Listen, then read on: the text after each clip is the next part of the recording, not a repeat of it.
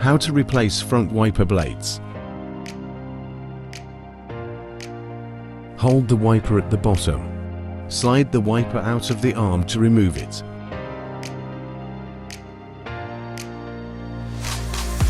Insert bayonet clip on the arm.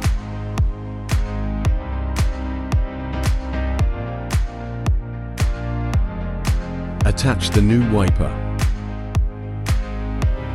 Click. Repeat the same steps on the other side.